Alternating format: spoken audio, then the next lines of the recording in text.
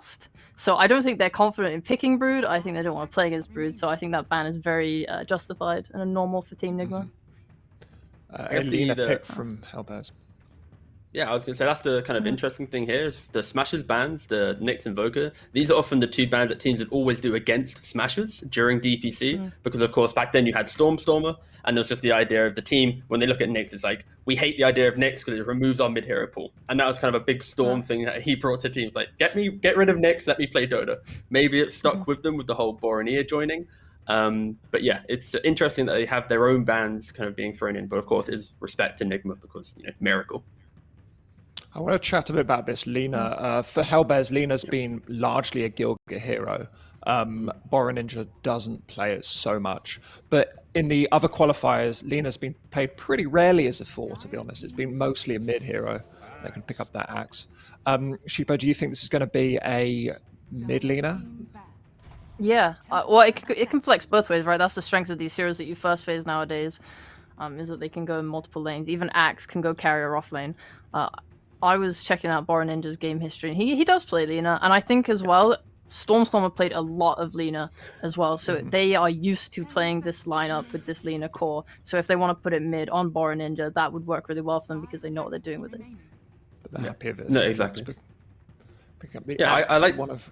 Go ahead, sorry. So no, mate. That's right. I was gonna say I like the idea of the mid Lina. Of course, the TA can be a bit annoying, but we saw how Lina developed as a hero throughout the major, especially mid lane, because you go for like Yules into like AC, BKB. You become very tanky very quickly, very sustainable, and that's the type of thing that you want in these type of games. Like, and of course, Lina Axe is very strong. But I like the fact that if it does go for mid Lina, you're going to have a free game in the essence of just play behind your Axe, just chill. So yeah, I honestly would like to see the mid lane. Allow Boromir to pop off. Like, he carried Mud Golems so many times from the mid lane. Off like double-digit kills, 2-3 deaths. Like, he was like one of the best players on the team before he got kicked or he left, either way.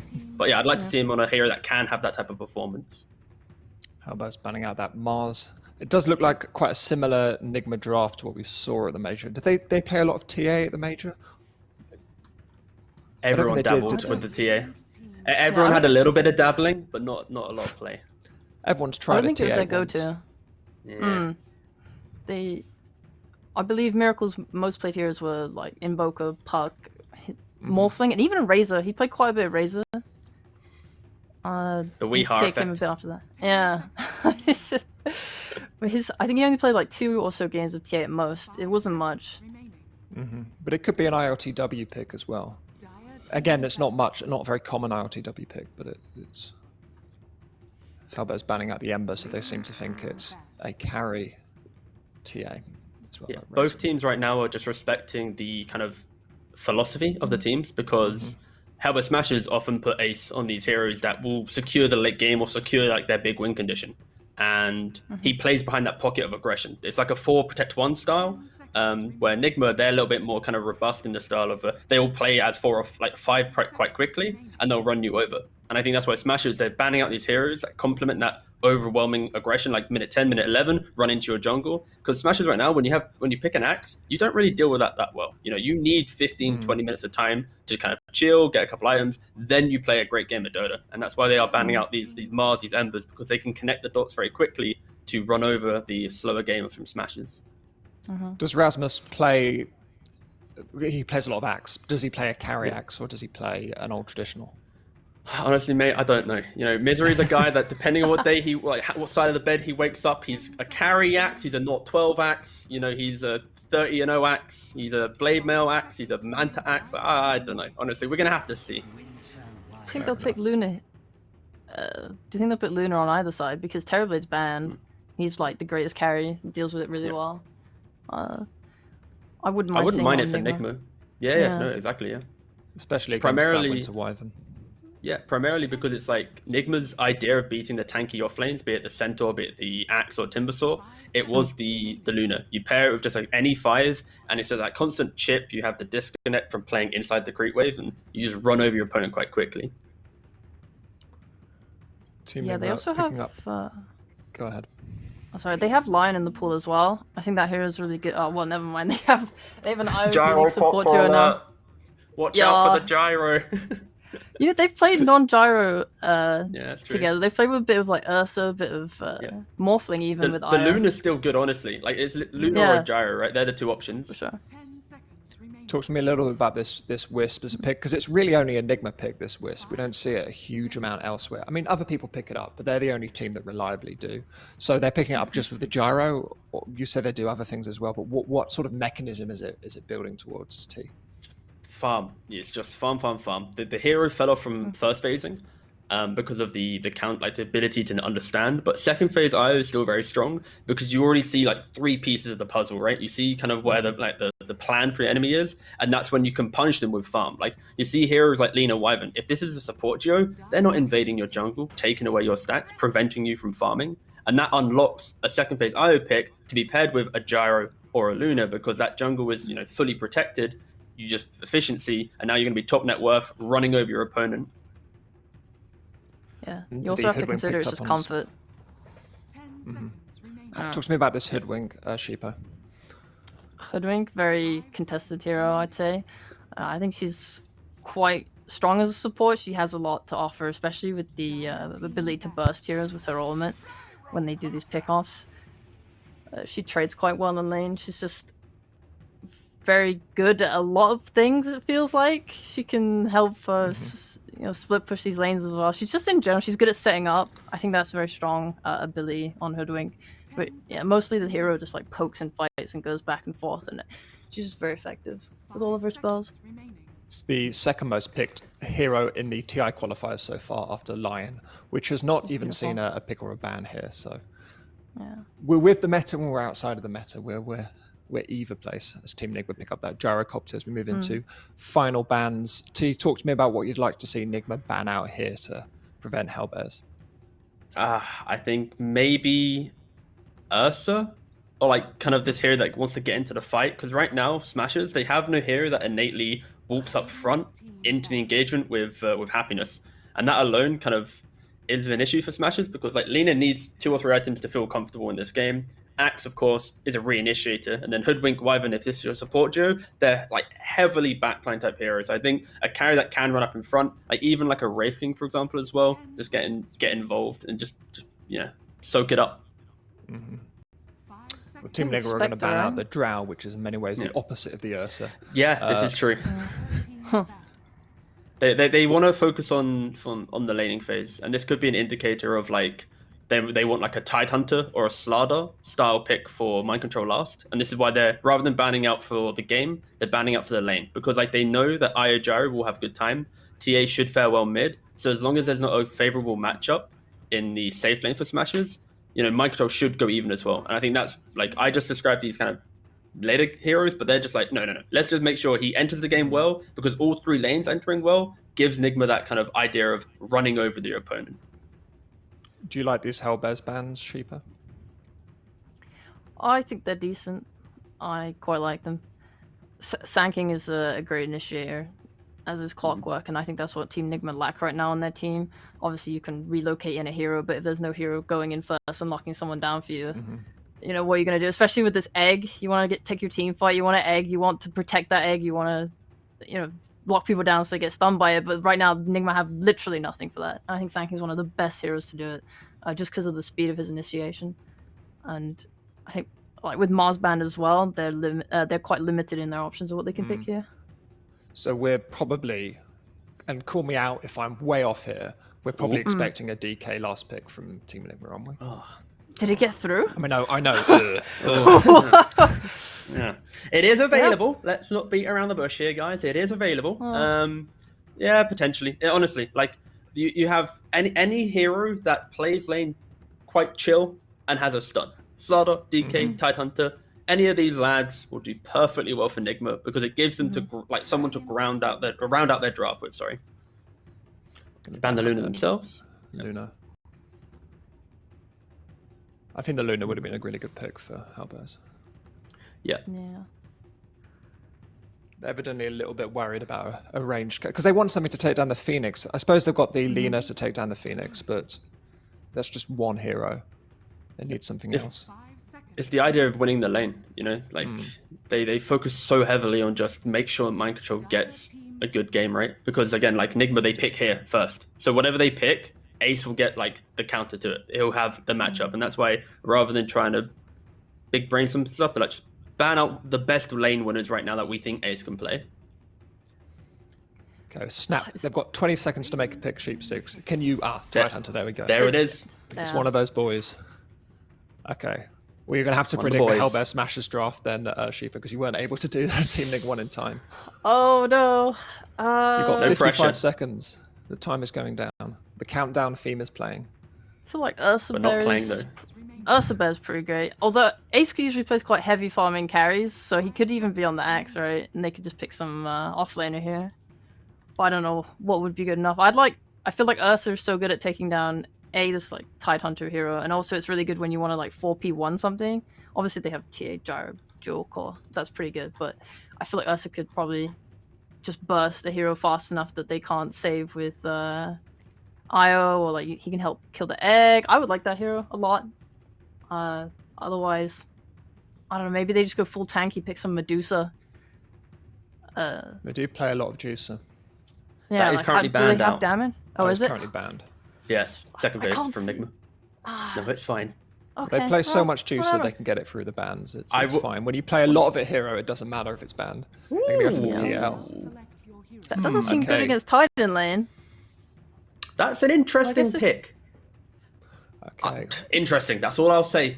That's all I'll say. We're going to Interesting. head into this game pretty quickly. So as a last minute prediction, T, who do you think is going to win this? The viewer. The viewer, that's the real winner. So you've got one prediction for the viewer, Sheepa. Have you got you're going to hedge your bets? I'll always put my bets on GHIO. I think Nigma's got this in the bag. Okay, well, can Team Nigma relocate themselves into a Game 1 win? I'm going to hand over to our wonderful casters, the stupendous Suns fan and Cinderin.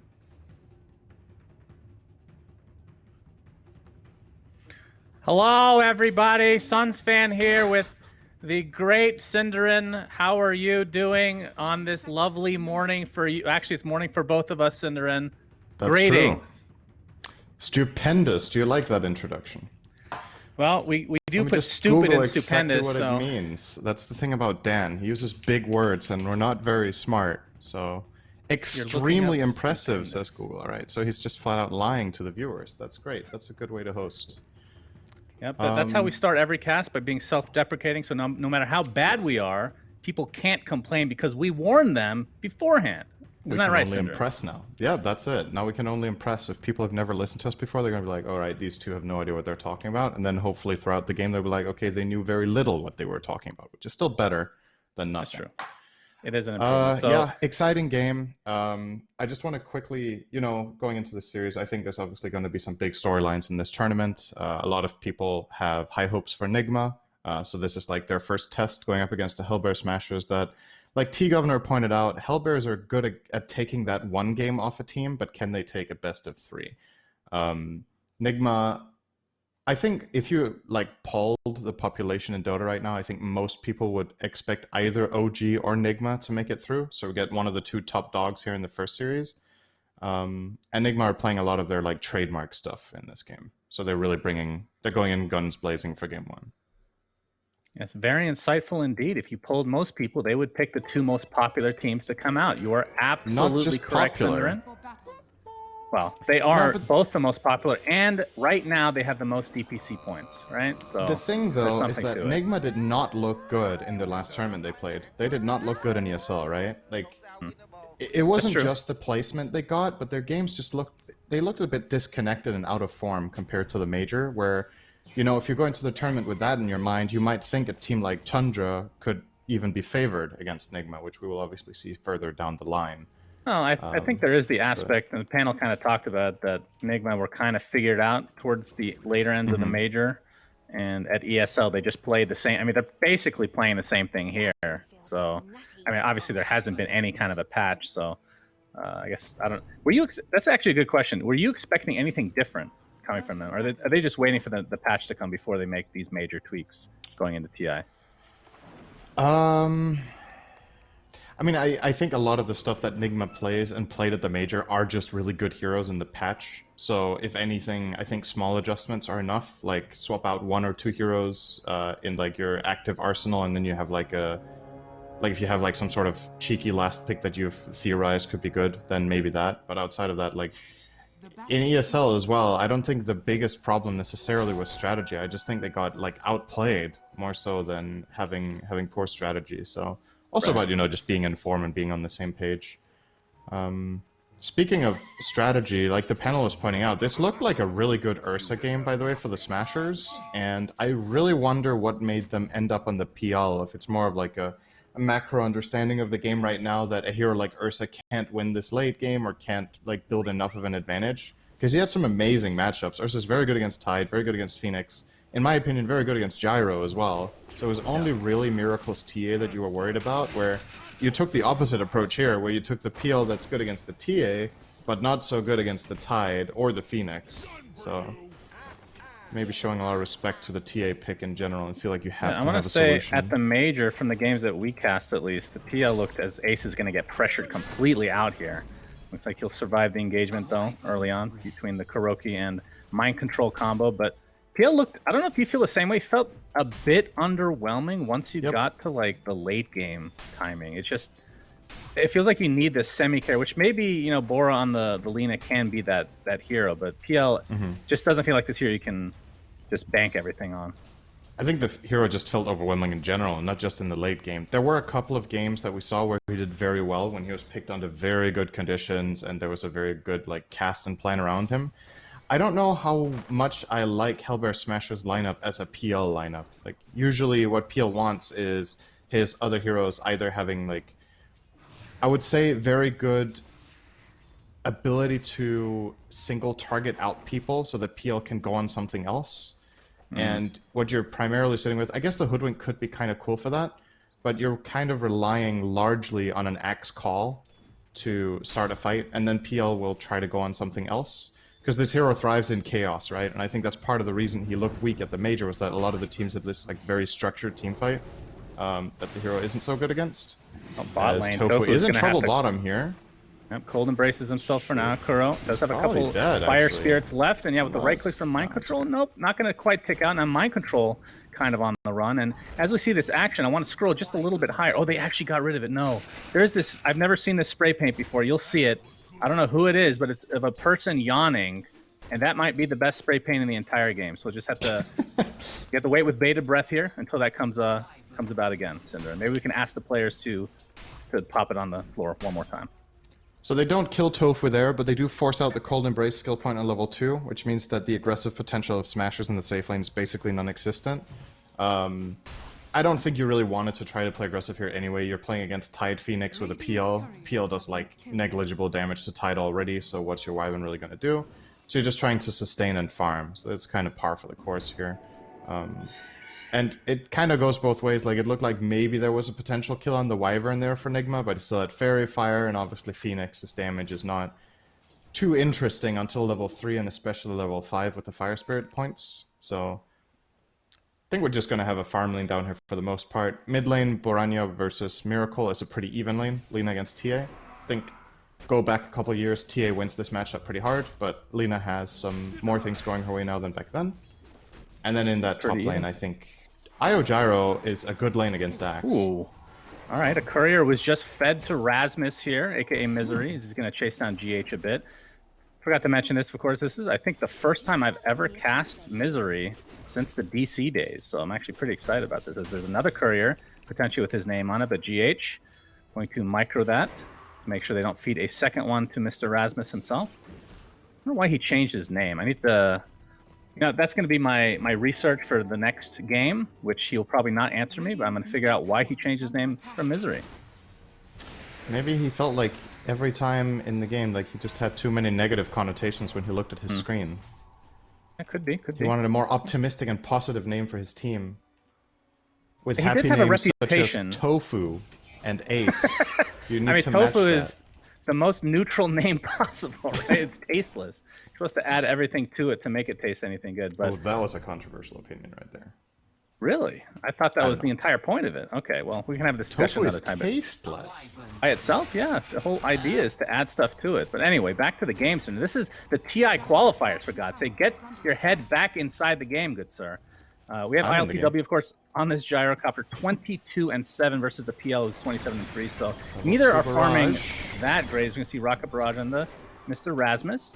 But you can see Gil here. A little bit of damage from the sideline. It's a hero we have yet to talk about because he's been in basically every single game, this Hoodwink. I know you hated him at first, but I should say. Have your thoughts changed over the course of the past few weeks? They actually have. So at the major, when I was talking about Hoodwink, I wouldn't say I was a hater. I just felt like the hero had a lot of conditionals that needed to be met in order to perform well. Like a couple of heroes in the meta really made it hard for Hoodwink to thrive, like Misery's dead. Oh, all right. They do get the That's kill. first blood for Nigma. Go ahead, Senator. Go ahead. Yeah. So I think Hoodwink needed a lot of... It felt like Hoodwink needed a lot of conditionals met, but after just seeing it and playing it more, I'm kind of getting to a point now where I think the hero's a bit more independent than I give it credit for. It's somewhat... Against a lot of combinations where it would be hard, I think if you play around it in a smart way, you can set things up, and the tempo of the game really seems to favor a skill like Bushwhack Kite a lot. There's a lot of fighting around tree lines in the early mid-game in many of these games where Hoodwink can do a lot of impact. Usually when the hero starts falling off is when teams start getting like BKBs or like just get too tanky or get a lot of mobility items, so it gets harder to hit your spells. But in the position that Smashers picked it, I kind of like it. Like when you pick it later into the draft, when you see that the enemy team, okay, they're not playing like 3 heroes that have insane mobility, they're very much grounded, right? Like what did you see at the time? You saw Phoenix, TA, and Io, I think, when you picked that Hoodwink. None of these heroes with like insane mobility, so you have a good chance of landing your spells and not relying too much on teammates to set you up. It does feel like one of those vanilla picks as well. You know, he's just... I mean, I will say this, Cinder. I know you're going to disagree, but this is one of the heroes that NA has introduced to the world. It's basically the only region to play this hero for the longest time. And we saw at the major with... Maybe that's why it wasn't picked so much at the major. Yeah, that's why you didn't believe in it, because NA were the team. I mean, you're like, NA's garbage, so anything they pick is probably Yeah, you garbage, were but, really good. Hey, they happen to be right about one thing, all right? So that's true. we can at least put that to our name. But we haven't really talked about the lineups overall, Cinders. My control's getting pressured out of the bot lane for now. We'll be okay, though. Do you favor one team or the other, not including skill? Because obviously coming into this, Team Nigma, like you talked about, the #1 seed for all intents and purposes, so they will be the team to beat. I don't know. So one thing I'm not so big a fan of with Nigma's lineup is what the panel pointed out, that they have like no catch, no reliable way of setting up fights. They just have that Ravage. And when we get out of the laning stage and skirmishes start happening, you're very much reliant on Ravage to get stuff done. But when you get later in the game, you can kind of itemize your way out of it, right? By just having overwhelming items or buying stuns or maybe be able to outlast, so you get a guaranteed good Ravage because your cores are tanky enough with the Io Phoenix backing them up that it just takes too long. Borania will be forced to TP away here from the rune. Good. Can you pronounce that name again for me, please? Okay, so I actually don't know. So I call him Borania, and some call him Borania, and the panel call him Bora Ninja, which is definitely wrong because that letter isn't even in his name. So I'll say they're wrong, but beyond that, I don't know. Okay, I'm just going to call him Bora. It's just half of his name, so it can't be technically incorrect. Let's call him Bora. That's good. So Nigma, they see this stack here. The question is, can they do enough to pressure here? Is Rasmus, right, he's going to be found out, is level 6 right now. The trap does slow. Homing missile on the way. Bushwhack does connect onto 2, but Rasmus able to get off his Berserker Call, so will be tanky as a result. But the call down is there with the reinforcements on the way as well. Finally, Nigma are able to take him out, but will it cost him anything? Look at all the rotations here from Hellbear. Smashers. GH will not be able to TP out. LSA was there. So it ends up being a 1-for-1, but the real question is, where does the stack go? Because they can't take it without the Axe. Yeah, they're just going to hold the area, and the Axe is going to go there as soon as he spawns and try again. X with Vanguard can do this on his own. Yeah, you can be cute and cold embrace him with Wyvern. Kyle's primary contribution to Pro Dota history. But they don't need to do that here. X can do it on his own, no problem. So, yeah, I feel like I didn't really answer your question about who my favorite is going late. You never do. I just want to... Hold on. I hope people out there that are listening / watching just understand that you don't answer any questions Period. Ever. Yes. Ever. Okay, so if Nigma get through at what could be a turbulent mid game, I do favor their strategy in the end, because I think both TA and Gyro in this game are going to be overwhelmingly farmed, and I always like Phoenix late game as a support. Yes, you're playing into Lina, but it's literally the only very big problem you have for your egg, because PL can't go for the Supernova when he's just going to get ravaged, right?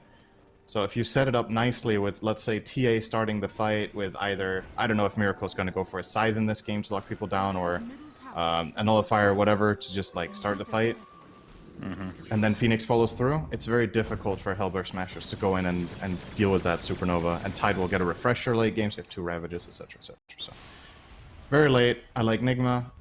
In theory, in the next 10 minutes, I like Smashers, but I haven't really seen them take much initiative right now. They're kind of just letting both the Gyro and the TA farm to their heart's content, and that's generally not a good look. These 2 heroes just farm faster than anything you have. Like, you're not going to keep up with your PL and your Axe to this when the Axe is played offlane. I'm going to ask you a bit of a... I don't know what kind of question you want to even describe this as. It's a bit of a hot take. Do you think Gyro is a good hero without IO currently? As we can see, Bushwhack. We got to hold the horses there, Mr. Sinrin. Yeah, Sharpshooter's there, but Rasmus not able to do much as there was a relocate. But it's actually a baby relocate. They want to go back in here. Kuroki does have egg as well. Kind of posture, but doesn't look like a fight will actually commence from this. So go ahead with your amazing opinion that you won't answer. Nice deny bottom by Topher there on the Wyvern, by the way. Denying the tower from Tide. So, yeah, I actually do think Gyro can be a good hero without IO. I don't think it's as much of a requirement as it felt like, I want to say, a month or 2 ago, where it was literally only played together. Yeah. But if you do pick Gyro without the IO, I think it needs to be a very late pick in the draft, because there's like specific pitfalls for this hero where it can be difficult, like some matchups where people come up too close and are too strong against you. A lot of the like very mobile heroes can kite you and make your life miserable because your spells don't land. Since so much of your damage in the early mid game is about the rocket barrage as well as the call down until you get farmed enough that Flak Cannon becomes your main source. A lot of heroes can deal with you very well, but when it gets picked late, like let's say last pick or second to last, LPW might be in some trouble. GH does have his relocate, and you can see just like that with the Bushwhack setup, Hellbear Smashers absolutely decimate him. So probably will turn this into a tier 1 as well, as Bora's rotated here in addition to basically everybody from Hellbear Smashers. I don't think you can hold this tower. Like I get what Mind Control's intent is. This is something you want to do with these like tanky offlaners like Tide, is you want to TP in and defend your safe lane tower. Same logic for Timbersaw, but like your carry just died, he doesn't have buyback, and the tower is on 20%. So I think that TP, he might complete it anyway, just so he can sit up here and take the follow-up farm that comes and push out the wave again. But that tower was definitely dead on arrival as soon as LTW died. That is a goner. And nice from Hellbear's here, right? Like they take some initiative. It's been a relatively quiet game. They kill the carry, they take a tier 1. I think you want to keep rolling. You have a peel with this early defusal timing. Hoodwink has level 7, which is a very strong spike for the hero. When you have your ulti and 4 points in Bushwhack, you're very, very powerful. Axe is going to get his dagger and 20 gold. So all things are coming together here. I would really like to see Smashers try more invasive maneuvers, especially if they can play away from the Tide. That's like the one centerpiece that Nigma have to kind of glue their lineup together in teamfights right now. Forcing that guy to TP top could have even given them a smoke toward the other side of the map, but they chose to fall back to farm this dagger first. Yeah, like you said, Ace does have the Diffusal Blade. We have Bora on the Lina, has the Boots of Travel going into Yules. We saw the Maelstrom already picked up by LTW, obviously going for the Aghanim Scepter thereafter. I mean, once he gets that, it feels like his farm just takes on another level where there's almost no other heroes that can really catch up outside of like a Luna type hero. I mean, even the TA on your team won't be able to keep up with that at some point in the game. By the way, now that we have a small break, I have a little bit of not a complaint, but why has nobody talked about how the health bars at the top have changed colors? Is that just me that notices this? What has changed? Last patch? Is it a different green hue and a different red hue? Or? Yeah, they're both darker. Is that just my computer? That's true, actually. That is Why has nobody complained? It's really been bothering me. But is that only when you're spectating or also when you're playing? When I'm playing as well. Okay. Just a PSA out there. Nobody has brought that. I feel like I'm literally crazy that I'm the only one that has noticed this, but it's really When did that bothering me. happen? In a patch like a day ago or something? No, it was the Nemesis patch, I believe. Oh. I think people didn't notice it because they were lagging all the time, so they couldn't really focus on other things. Well, they're still lagging, I guess. I don't know Right. what the deal with that is. Yeah, that Trying to micro control their stutter. heroes. Ooh. Yeah, they're focusing on improving their performance rather than looking at the top of the screen. Yeah, it's just Mid it's tower a- is gonna be attacked here. I like this from Smashers. No siege creep yet though, so I think a better timing would have probably been next wave. But it's the right idea to not just sit back and farm and do nothing. Relatively quiet game though. 4 kills at 15 minutes is very slow in this patch. And I think Nigma are happy with it, so you're not... You know, there's like this fine balance in the game between doing what you want to do and doing what the enemy team doesn't want you to do. They're not always the same thing. Does that make sense? Like sometimes your lineup really wants to farm, but because the enemy team wants to farm even more than you do, it can be better to play aggressive. Like, the reason I say this is that a lot of the time PL lineups are happy to just do this, right? Just sit back and farm. Oh, PL's free farming, that's great, but the lineup you're playing against probably thrives more from that playstyle than your PL draft, even though you last picked it. So I kind of feel like there's a little bit of... There should be a feeling of urgency to get something done for Smashers here. Even though their lineup, in theory, would be happy to farm. It's just... Yeah, we talked about it. Gyro and TA are basically going to out-farm you no matter what at this stage. I mean, right now, It's Miracle... still even. Like, it's just a 1k lead, but it's kind of the writing on the wall that key items are coming up. Yeah, exactly. I mean, now that the Ags is... Actually, did he change up his build?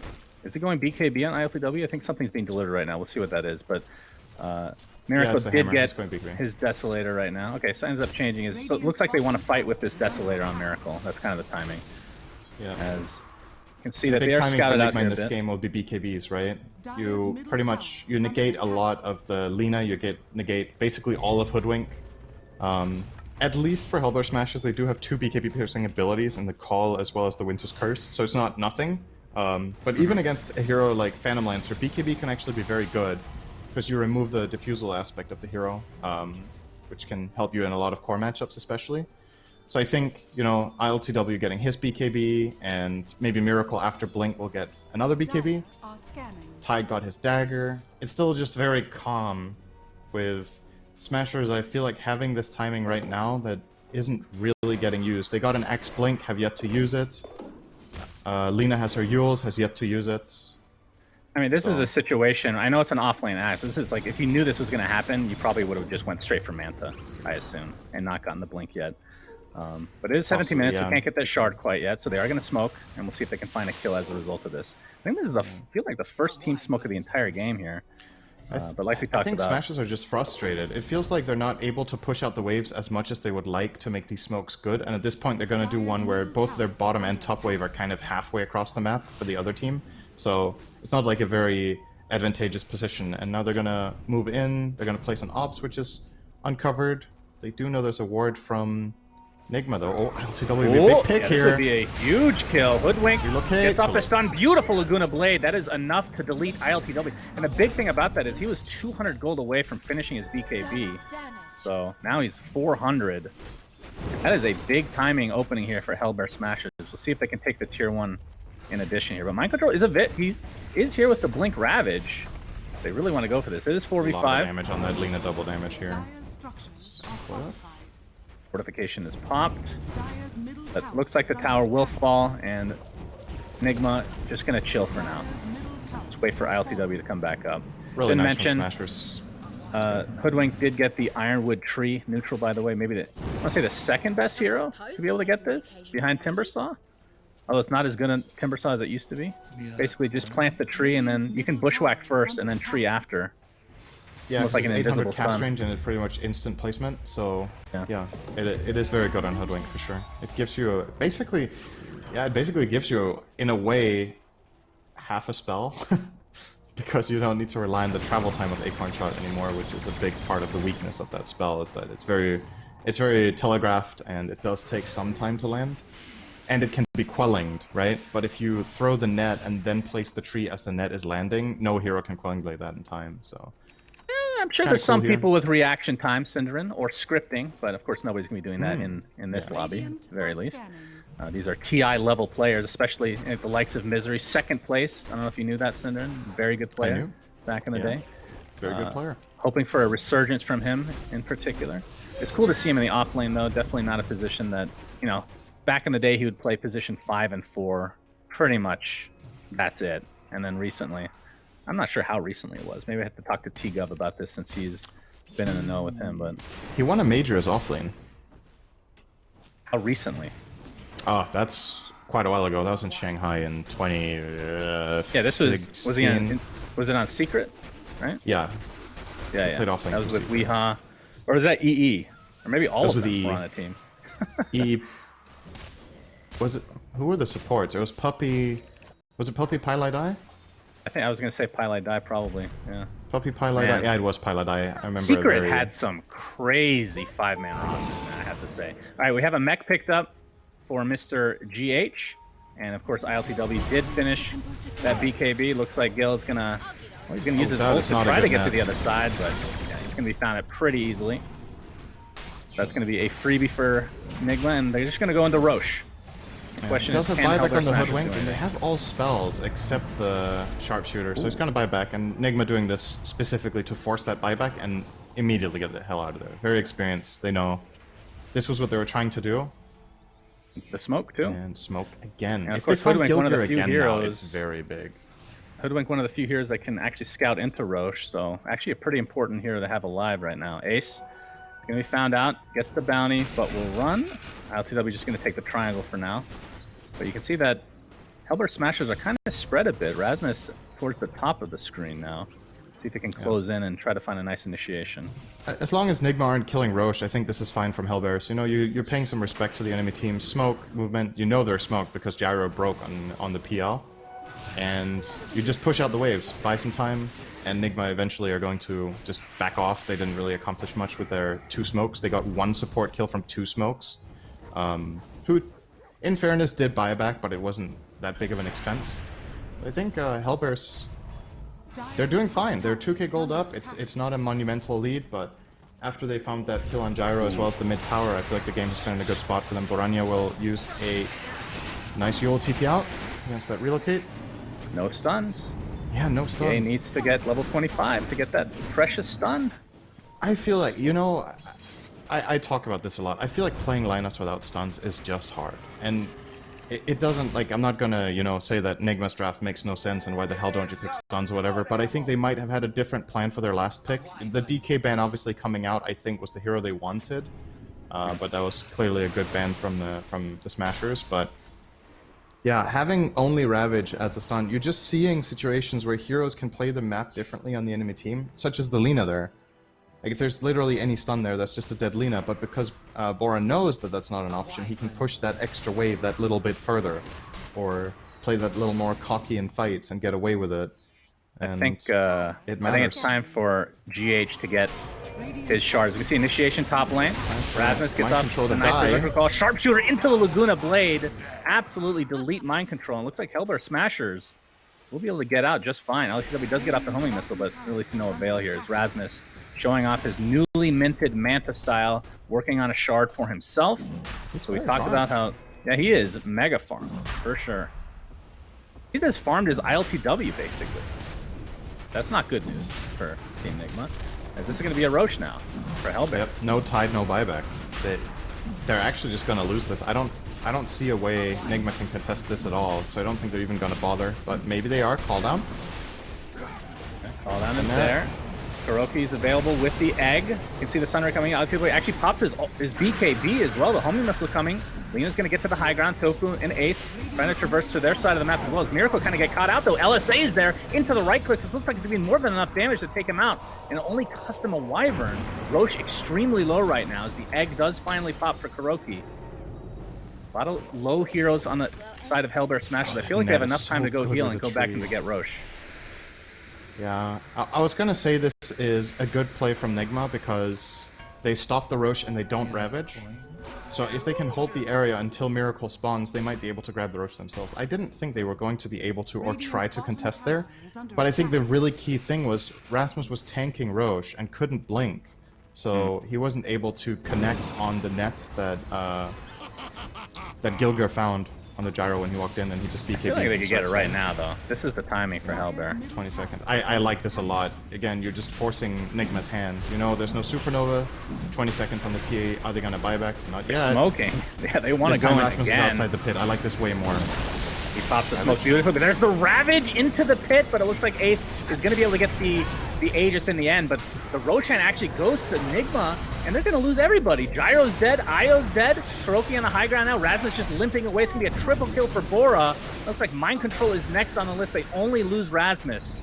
What a huge fight for Hellbear Smashers. Holy jeez. Ultra kill. Mr. Bora, who I can't pronounce your name, but you're playing very well, young man. Good job. Nigma, they... Hello? Yeah, I mean, that's kind of what I'm thinking. Hello, Nigma? If you... Okay, doesn't this just feel like one of those moments where, okay, if you're gonna double down on that Rosh, you're gonna buy back your TA when you go for the Ravage? And the reason is TA has Blink, so if she TPs on the outpost, I think she can connect in time. Instead, you're kind of like... I'm not going to say they half-ass it, because it is a really big commitment to buy back the TA, but at the same time, I think if you believe in that fight, buying back the TA should probably get you the Aegis. And then that's, you know, if that's the outcome, that you pay a buyback to get that Aegis and the enemy team doesn't get it, that's pretty good, I would say. But going in as 4 there with the Ravage seems a bit optimistic under those circumstances. Yeah, I believe the we basically Ravage had 2 4-man killed... fights on Rosh in a row, right? Like, Nigma took 2 4v5s in a row there. The first one was without the TA, and the second one was... Or, sorry, the first one was without Gyro, right? And the second... First one was without... TA First one was without someone, second one was without someone else, okay? I have the memory of a goldfish, but I think it was tied first and the second fight was without the TA, right? Yeah, I believe so. I figured it out. It just took... Well, did you figure out that the Ravage killed Roshan as well, Cinderon? It was quite the highlight. And a very awkward 1 second period where the Aegis was on the ground. Imagine Nigma don't get lucky. I mean, that's just pure luck, right? That the Ravage gets the kill. Then wait, how much does that matter? How much gold and XP even is that even? It's a decent chunk. I think this would be about a 1k bigger lead. Just, I mean, not flat, but instead of 3k, I would say 4k right now, and there would be a little bit more experience. Like, in the grand scheme of things, the Aegis is more important than the kill, obviously, but, you know, Smashers were set to get both, so at the very least, Nigma got something there with. Alright, there's TP's coming in top, they're very late on this. Yeah, Ace already at half HP, he needs to be careful here. Tier 2 is already dead. You see the illusions from Rasmus coming in. Only missile to follow, but Mind Control with another Ravage. This time it's going to be basically just on the Lina, who gets the Yules off, but the right clicks are going to be more than enough. Nope, going to get saved for now. The LSA is not going to connect, though, and will shortly find her way to the grave. BKB pop from Miracle now as the chase is on. Still buyback available, though, for Bora, if he wants to extend it here. Doppelganger's able to take off that homing missile. Tofu getting chased, though, in the meantime. Yeah, can't even get off the cool embrace in time. So a 2-for-0 along with the Tier 2 tower. Despite not having the Aegis, Nigma are not scared to fight. That was so scuffed from Smash. Wait, hang on. Rasmus jumps in, beautiful, into the hoodwink bushwhack. 2 huge kills, double kill for Rasmus, but Choppity Chop is there. And now the egg looks to be next, but it will get popped eventually. Doppelganger actually ends up dodging it a bit here as Ace. Looks like another bushwhack from Gil. Beautifully done from this hoodwink. Rasmus finding that so 3 big turnaround kills after a horrible fight for Hellbears.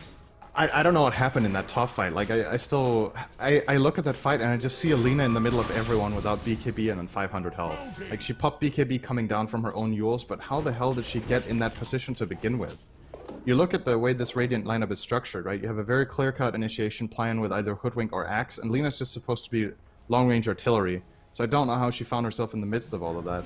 Doesn't even have a dagger to get in with, so it couldn't have been that. But yeah, they get a couple of recovery kills off of Rasmus there, that definitely helps. Oh, LCW, very defensive BKB. Scared of getting caught. That is down to the lowest 6 seconds, and yet the call comes in with the Laguna Blade, so yet another kill for Hellbear. Man, I cannot say their name when I'm talking fast. Hairbell. Slow down like every time I say Team Nigma. Just have to use that, I guess. That strategy that I've picked up over the years. It looks Team like this Smash. tier 2 tower. Hellbears, the Radiant team versus the The wave Dire. didn't reach. The wave actually didn't reach to break that back door, so yeah, good you're job right. from Miracle on the trap control. Relocate bot, they're going to push out down here, buy themselves some time. Yeah, ILTW, we talked about, I mean, the fact that he's not even the top net worth is pretty crazy considering the amount of farm that he's able to get on this hero, but all the credit to Hellbears. They have definitely shown up here today with that 4K net worth lead now. Like you talked about, the relocate already used Bushwhack. Into the Sharpshooter, that's the break onto the Tide Hunter. No follow-up though. They're just posturing Aegis here as down. the Aegis is now expired. Yep. That's something we didn't really talk about, but obviously Sharpshooter against Tide, if you're able to connect it at the full duration, that is a pretty long break. It is dispellable, but not having Kraken Shell means that you can just burst this hero. I mean, that's one of the biggest reasons you pick Tide Hunter, is you basically get a guaranteed Ravage no matter what, just because of that dispel. There's a couple of problems for Tide here, right? There's the Axe Call, which is undispellable, and then there's the Break, which he can dispel with Lotus, but then he needs to not be called at the same time. So there's like a very clear-cut plan for Smashers to actually just kill the Tide if they want, which is call into Hoodwink ult, and then just pile on him with Lina, and he's gonna die.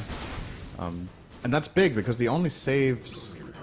Nigma do have both the Sunray and the Tether Burst heal with Mech, but as we've seen earlier in the game, the damage from Smashers has been enough. So the question is, when do you push yourself over that limit where you don't die in the burst?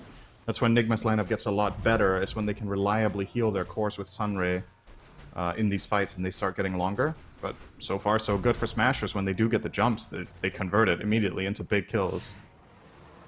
Bottom lane relocate. Nobody's here with Rasmus though. This could have been really good. Yeah, they're just going to continue to do this. This is... It's not quite an IO Tiny from back in the day, but it's the best alternative these days, I suppose. Can't really take a full Rax, but I mean, he does have Agnum Scepter and will be getting Butterfly very shortly. So that is when he starts to do damage in fights. I mean, this is kind of like a farming build, right? He's doing damage in fights, but just takes on a whole new level once you get these Butterfly type items. He still feels susceptible though. Even with this, I still think he can die to a full-on combo from the Smasher, so I don't think you're safe as ILTW here. It helps you against the PL, of course, but like imagine you get Axe called with Hoodwink ult and Lina Burst. I don't know, man. I don't know if their heal's enough to keep him alive without having, say, Satanic or Scotty for the extra health. If he gets caught outside of BKB, I think he's killable. And Miracle has the Butterfly coming online very shortly as well. His BKB is still at 8 seconds, so hasn't been popping it nilly-willy like ILTW has. Of course, ILTW has been kind of in the thick of things. As Ace on the PL has the Heart SNY combo along with the Diffuse that he had earlier. ILTW leading the charge now. Action onto Rasmus. He's going to get the call down, but he's going to get healed in the meantime as he gets stunned. So Lotus Orb applied as well. Bora's not really scared of anything. He's in the backline. Miracle just absolutely rampaging through Rasmus. It's going to be enough to take him out. Cold Embrace not there in time. Now the chase is onto Tofu as he's going to get off his ult for the time being, but the chase is on. Looks like Mind Control might be able to find... Nope. In the trees, Tofu's going to be able to get out, but ILTW is in a lot of trouble right now, getting surrounded by his teammates, so the egg for separation as well. It looks like Gil might fall on the backside. Ace needs to create a little bit of space thanks to this egg, as ILTW finally gets that last right click, so a 2-for-0 after all of that. Still a lot of damage on the ILTW, but no kills for Hellbears Smashers. Really good play from Miracle in that fight. I don't think it's an obvious play that he can go and kill the Axe there, but he does pull it off just barely, and with Axe out of the picture, it's just easy. And you gotta think on Smashers as well. Like Tofu, he has to be there for that Cold Embrace. He has Blink Dagger on the Wyvern. It needs to save Axe from the TA in time, and who knows if they could have turned that around. But a big play from Nigma. They get 2 kills. One of them on the Axe, which is, you know, still a decent chunk of net worth that you managed to claw into. And Roshan has just spawned and they have a trap there. That's the bigger prize. It's Roche number 2 that Nigma tailored this fight to take close to the respawn of this, and they get rewarded in a big way. I'm gonna go Aegis probably onto ILTW? Yes? No? Maybe? Yes. Yeah, Is so it we Chase looked the at a Miracle? stat privately, right, Onto between IO, you of and course, me. yeah. On the win rate of second Roche, just not in pro games, but all around game. It's like 80+%, which I guess shouldn't be that big of a surprise because second Roche and just in general probably has a high win rate in like throughout history. But this one in particular just has an extra little something for sure. Yep. Giving the shard the- to TA. We'll give the silence on Psionic Trap. So Waiting for that Ags. it's a really big problem for Wyvern, actually, suddenly. If Wyvern is ever caught on a trap, he's dead. You just get silence, or you kill someone else while Wyvern is silenced. It just gives this added layer of utility to Miracle to be really confident in finding key picks. And speaking of confidence, he's straight down to mid tier 2, pushing this really quickly with those very interesting shots, looking like something out of Star Trek. Star Trek? I was thinking more Wizard Actually, of World Oz. of Warcraft. Yeah. It's more of a rainbow effect, if I do say so myself. Scotty now picked up by Ace, who's in the enemy jungle right now, but like you can see, Nigma are just taking all the outer towers. They've taken everything but the tier 2 bot, and they're just going to go into the tier 3 top. burst. Ooh, okay, Oh Sharpshooter my with the God, Laguna that was Blade. nice. All right, Nigma, we're not aware of that combo, apparently. ISW has to what a pop his great BKB, and it's just a retreat, but there's the Wyvern Curse applied to him. A little bit of damage done from TA as well. Boar Ninja gets up the LSA as well. Oh, they'll relocate onto the other side of the cliff. I thought he went back to base, but it's actually a little baby one yet again, so they're going to look to reinitiate potentially here. ISW already used the BKB and the Aegis. I feel like Hellbears are going to be very happy with this exchange. Call down for what? Sorry, it's a reference to a song that you don't like because Yeah, it's a good song. So I actually laughed because I knew I wouldn't understand it, but I knew what it was generally from. You and I are just on the same page, even do when you it not doesn't like make Lil any sense. Jon, Sunsfan? I don't know who Say that is. yeah, then you're saving yourself right now. Wait, does he have blonde hair? Okay, Color blonde? let's move on with the game. Okay. Yeah, that was There's- about as wrong as it could be, but that's okay. There's a Call, reason. good Okay, I'm try. not even gonna get into it, but I did. Maybe it was Lil Wayne I saw recently. I get the Littles all mixed up. I'm not gonna lie, because I don't really keep track of the Yeah, there's the a lot music of them. the kids- That's actually easy to mix up. That's true. Who started Alright, that trend MKBs. anyway? I don't know. Why are you called Lil something? I don't know. That's a great question for a Dota 2 cast. Yeah, We got it Lena. really is. Little Lena has the MKB to be able to get through the butterflies from both ILTW and Miracle, so that's a very good pickup. Is that something you ever go for on PL? I know it's not an item you want to, but are you forced to at some point, or are you just gonna To get rely on the MKB? illusions? Yeah. Against double butter, I don't know. So I would say, so PL is my worst win rate hero with over 25 games. I'm probably the wrong person to ask. Great, you're the but- analyst, so you're Right. the only So the person. the thing is, honestly, when I see PLs play, like you said, they don't want to buy it. I can't tell you what the breaking point is for when you have to. That's the thing, right? Like, I think in this game there's a lot of value because you're playing against double butterfly, but even he is queuing it now. So I think if it was one butterfly, he wouldn't do it. You that talked answers long your enough for him to choose his next item and farm halfway to it. You are a god, actually. Incredible. He just, no, display of he skill. just farms really fast. I didn't talk that long. Yeah, so- that's definitely the case. So let's say only one of the enemy cores went butter, right? Like the TA or the gyro, but not both. I think it's probably not a good enough value proposition against getting another item. But in this game, he might feel like it's necessary. But it really does say something that he gets in 6th, right? These two gonna butters have force been in play the- for quite a while. They're gonna force the fort at the bottom lane, so looks like this is a very even game right now, and I'm not just saying that because it's only a 1k net worth lead for Hellbears, but I mean, we talked about late game, we do favor Nigma, but have to say the Gyrocopter, he is super farm, but he has been getting deleted repeatedly. Does have Satanic now, so he has an extra tankiness layer Yeah, to him. that's a big item. Obviously synergizes with his Ag, since even when he's stunned, he will be attacking, getting some lifesteal off at the very least. Wonder when we're gonna see some more discs come out as well. We have one on Gilger so far, but it feels like a very, very strong item in this game against the Hoodwink combo Yeah. for Nigma. But they're just chilling so far. I gotta say, man, this Axe Hoodwink feels really good as a pairing. The call to set up That's your light. sharpshooter, the fact that you break the people that you call, which just makes Axe's team able to pile on way, way easier against a lot of heroes. The lane itself is pretty strong. There's a lot of damage in it. I like it. Something we didn't mention, but Ace, he got this a while ago, was the Shard, which is the Spirit Lance bounces. Yep. And we talked about this at the Major, where some people were not going for this at all. Oh, You they can see the called call Tide. into the LSA, Mind Control. Oh my God. He's deleted as well. He does have buyback, Instant though, delete. 85 seconds. He doesn't want to use it. Almost certainly will have to, though. As you can see, Lina just pounding onto the Ranger Rack. So Hellbear Smashers are the first to get a Rax of any kind. And it's going to be a full sweep in the bot lane. Miracle jumps in, but I don't think he actually wants to do anything further here. Has the flicker. That's going to be pretty annoying to deal with. That's a set of racks for Hellbears. Still with buyback here, so... And of course, no fort. They're gonna force Nullifier this now. buyback out of them if Miracle. they can. Okay. Oh, Rasmus jumps Oh, in, they but the mistimed Yules... it, but they do get the buyback. Yeah, the buyback is there. Now the run-in from Nigma. Can they catch up to anybody is the question. Ace has a homing missile apply, but can obviously just doppelganger away. So they can synergize this with the Ravage potentially, but nope. Gonna be able to get it off in time. It looks like the retreat will be successful, and there's even a double damage rune for the Lina. If Smashers didn't stack that Yule plus call, who knows what would have happened to that TA. He does have the 25 talent, so he has a lot of refraction charges.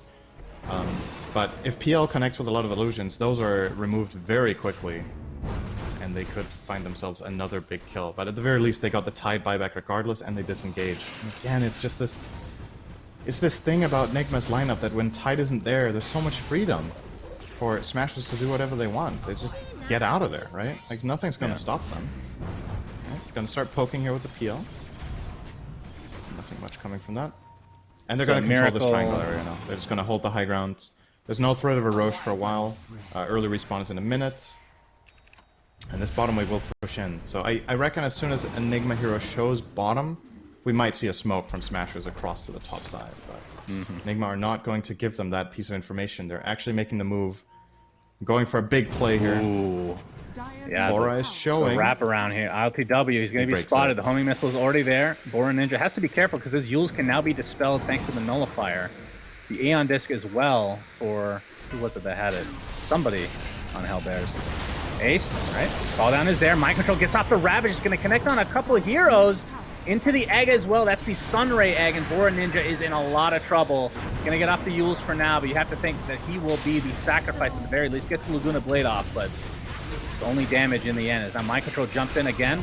Going to pop the Aeon Disc. It looks like they want to fight. The Lina's going to buy back into the game. The pressure applied to TA, but he's sent back to base thanks to the beautiful relocate from GH, but a choppity chop is enough, and ILTW, as a result of Io not being there anymore, has no save for himself. Kuroki with the dive.